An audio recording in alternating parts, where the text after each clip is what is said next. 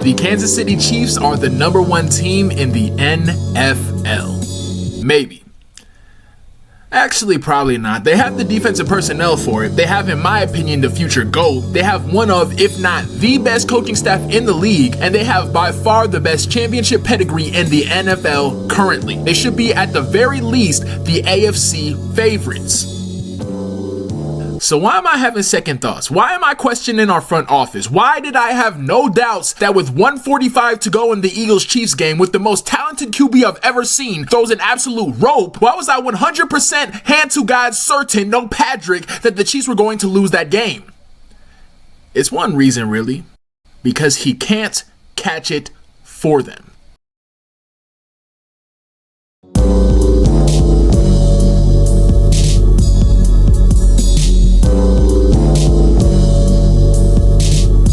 First off, let's get this out of the way. Our defense is spectacular. The only three that I am maybe, and I would like to stress maybe, taking over them is the Ravens, the Browns, and the 49ers. I am of the personal opinion, though, that it's just us and the Ravens fighting for that #1 spot. The Chiefs are top 5 in every defensive position group, with Chris Jones treating offensive linemen like a New York subway turnstile, with Furious George doing his best Dikembe Mutombo impression. With solid depth like Omenighu, Turk, FAU, and Dana, I think we got a fringe top 5 and at worst top 10 D-line. With Nick Bolton and Willie Gay, I think we have the third best starting linebacker duo in the league behind the 49ers and Ravens. And if you add on Drew Tranquil and Leo Chenal, I think we got the best total room. And finally, with McDuffie and Snead, I think we got a top 5 corner duo with solid depth. And with Brian Cook, Justin Reed, and Mike Edwards, we've got a fringe top 5, but probably a top 10 safety room. Oh, and add on to that a top 5 defensive coach in Steve Spagnuolo and solid continuity. I think there is no question we are at the absolute worst, a top 5 defense. We are at the point with this team where when someone scores over 20, I am genuinely shocked. The Raiders scored 14 in the first quarter last Sunday, and my first thought was,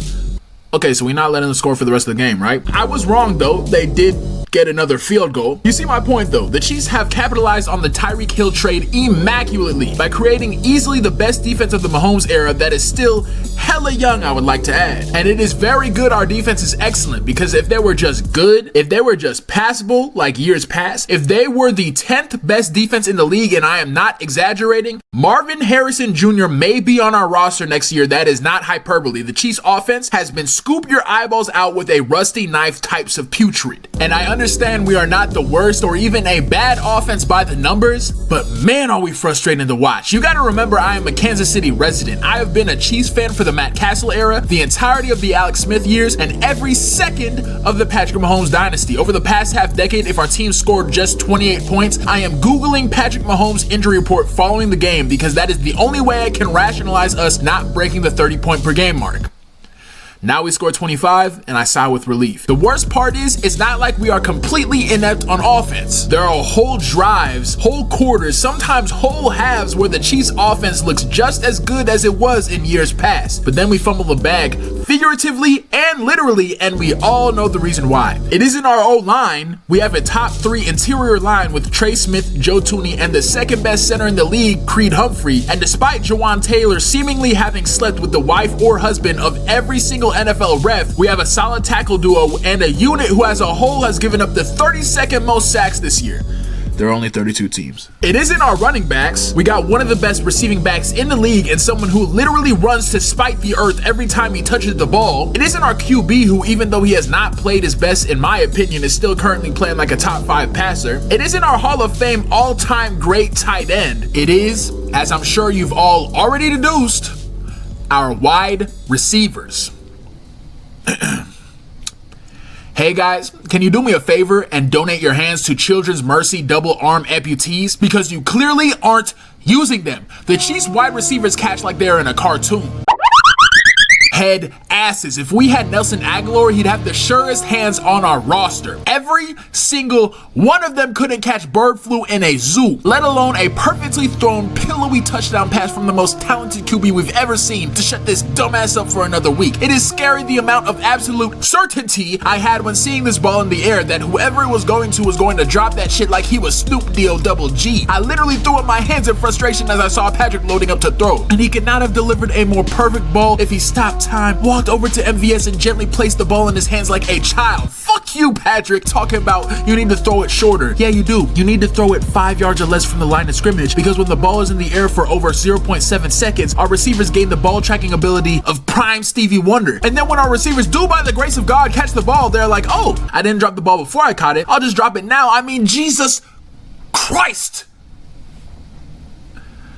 I'm sorry. I don't want to be rude to these guys. I really am sorry. It's just, we are wasting the best defense we may ever have in the Mahomes era because our receivers got Lego hands, frostbite hands, football phobic hands, Kenny Pickett sized hands. And because our receivers catch like it's going out of style, the rest of the NFL can employ the one strat that is the Patrick Mahomes, Travis Kelce connection's kryptonite. They've solved us.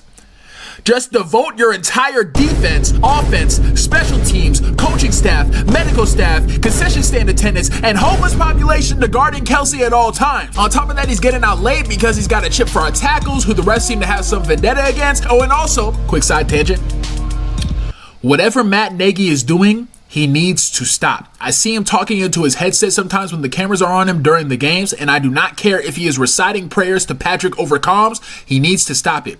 The only job Matt Nagy needs to be doing as our OC is rubbing Big Red's feet and tossing away his hamburger wrappers while Andy pulls a quadruple all-nighter trying to figure out how to get our receivers to catch the ball. And the penalties, oh my goodness, our offense is not good. Or maybe was not good. I'll admit it, it was looking very bleak when that trash bag in Las Vegas was giving us that work. But that Raiders game showed some light at the end of the tunnel that Chiefs fans have been saying has been there essentially all season. Rashee Rice. Listen, I am not a football expert. I have never even played football. I am just a lifelong sports fan and diehard Chiefs supporter who has watched most of the games and likes to think he's a decent speaker. So I will not act like my opinion is the end-all be-all. But can someone with more knowledge in football than me please tell me why Rashee Rice hasn't been our #1 receiver till now? Was it his route running? Was it his blocking? Was he some type of locker room cancer? Because let me tell you something. I've watched almost every second of every Chiefs game. I only really turn it off when the Chiefs start getting on my nerves and my blood pressure starts to spike. But the only times I have had any comfort with Patrick throwing the ball is 1. A Travis Kelce pass over the middle. 2. Throwing a check down to Isaiah Pacheco so he can run until his cleats fall apart. 3. Literally any time Rashee Rice touches the ball. But then I thought, you know what? He's just a rookie. I'm probably just getting excited about him because he's making some solid plays and it looks like he'll be an okay player in the future. But then I look on Chiefs social media and start watching my favorite Chiefs talking heads and they are saying the same thing. Rashee Rice should get more touches. But I rationalize it with, you know what? Andy Reid is debatably the best offensive mind of all time. If he's not giving Rashee the #1 nod, it is for a reason. And then last week, I was scrolling through stats when I should be working, as you do, and I literally see one that made me rub my eyes, clean my glasses, and look at it again. Rashee Rice has the most yards after catch per reception, not just on the Chiefs, not just in the AFC West, not just in the AFC, but in the entire NFL? More than Debo? More than CMC? More than Tyreek and AJ Brown? And we had him lower on the depth chart than Justin Watson and MVS? What are we doing? I understand Rashee Rice is dropping balls too, and his route running and fit into the Reid system may still have some ways to go. Reid system is notoriously complex for rookies especially, but respectfully, look at our offense. Look at our points per game. Look at our wide receivers. This system is clearly complex for everyone. It may be time to dumb this shit down a bit. And I think that's what the Chiefs finally realized in that Raiders game. Hey, we don't have the personnel to be running a traditional, complex Andy Reid system. We got all our wide receivers off the dollar store menu. Let's put the training wheels back on our offense. Let's scrounge for each and every yard we can get. And let's just make a point to get the ball in the hands of our best playmakers in space. Does it put more of a lid on our offense? Does it decrease the chances of big plays happening? Is it maybe a little less sustainable than the traditional Andy Reid system working at full capacity? Maybe. But what it also does is raise the floor of this team. Let's get the ball to Pacheco more in the screen game and in the flats. And even more importantly, give Rashee Rice the DK Metcalf route tree. I don't care about Rashee's route running. Rashee does not need to be running any crazy double move Devontae Adams type routes, slants, drags, and the things I'm most excited for the potential of is streaks and fades. This back shoulder fade is the main reason I was so happy the Chiefs drafted Rashee. I don't know if Patrick has ever had a wideout with the size and skill where when he is is on the edge. There's no guarding him if him and Patrick are on the same page since Tyreek. Rashee may be the big wide receiver Chiefs fans have been begging for years that Patrick can just throw the ball to at any point and he'll be able to catch it. So yeah, dumb down the offense, more touches for Pot, slants, drags, and streaks for Rashee, get him the most touches out of all the wideouts, get him in space and let him make something happen, get Tony more touches in space too. In my opinion, our depth chart should be Rice, Watson, Tony, then MVS. Figure out how to apologize to the rest for whatever Jawan Taylor did to them. More trick plays, we need all the yards we can get, and pray to